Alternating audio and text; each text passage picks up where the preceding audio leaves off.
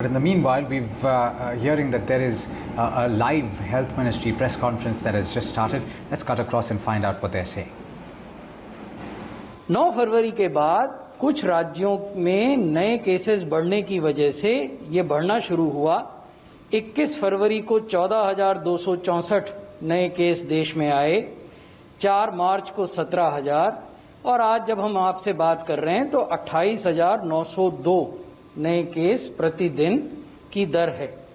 तो बड़ी पिक्चर इसमें क्या है? बड़ी पिक्चर ये है कि पिछले 2 सप्ताहों की अगर तुलना करें तो जो नए केस हैं उनमें 43% की वृद्धि हुई है, 43% increase in new cases week on week.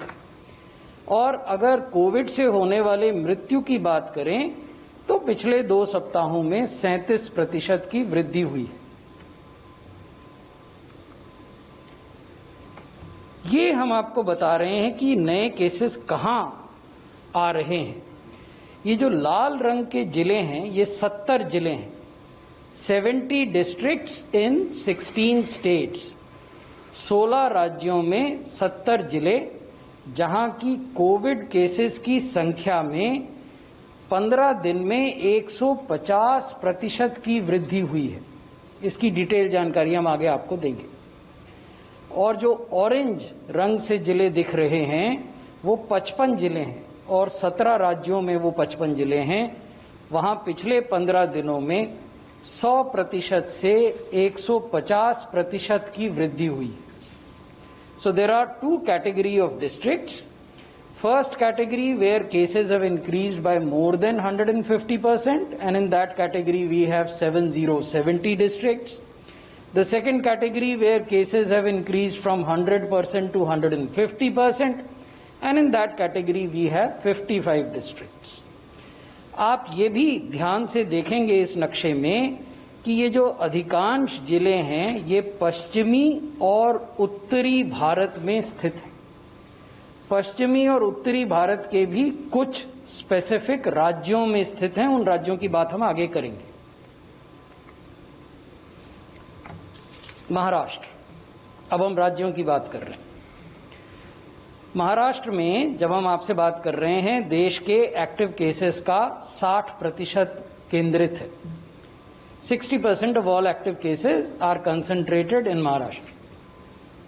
45% of all new deaths are concentrated in Maharashtra. Maharashtra में 1 मार्च को लगभग 7,700 नए केस आते थे प्रतिदिन, औसतन 7,741 cases on a daily basis।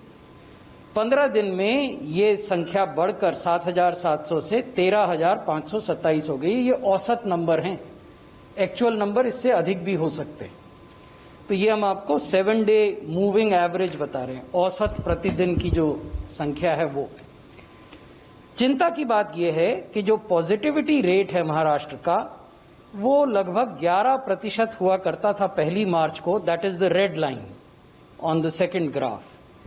वो 11% होता था 1 मार्च को, जो बढ़कर अब 16% से ज्यादा हो गया। आपको याद होगा मैंने अभी आपको बताया कि देश 151 केस औसतन आते थे, अब वो बढ़कर 374 हो गए हैं। They have more than doubled. Positivity has increased from 1.2% to 3.3%.